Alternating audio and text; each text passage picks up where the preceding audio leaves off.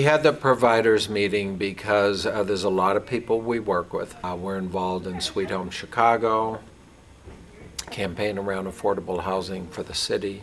We do a lot in Springfield, and then you could see from the reports today, there's a new education committee, there's a reentry committee. We wanted to bring a lot of the people we work with together and do it 3 times a year. I was really surprised to see so many people. I'm glad that the numbers are growing because the support is truly needed in order to obtain housing for the population which we serve.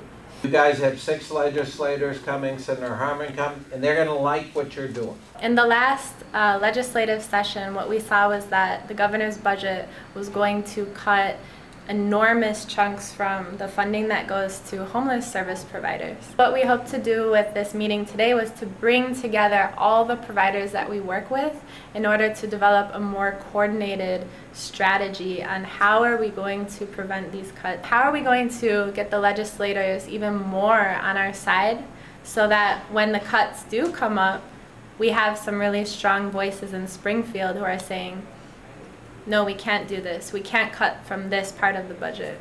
So this was the first ever dedicated funding for affordable housing. What this ordinance does is it starts to set aside money in each TIF that's specifically for affordable housing. So we service providers, we really need the help and the support of the Chicago Coalition for the Homeless. At the same time, this partnership in Springfield, we can be more prepared and prepare for strategies, new strategies, for reach new goals for the funding, so there are no more cuts.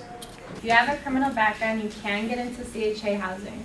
Our current campaign is around Section 8 housing, and the reason we're working on this is because, again, almost 50% of people in shelters have a criminal background. My strategy would be to bring as many people on board as I possibly can who have connections with St. Leonard's Ministries.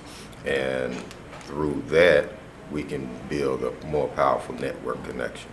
I see the hands of people who can commit to coming together again in a few months to meet again.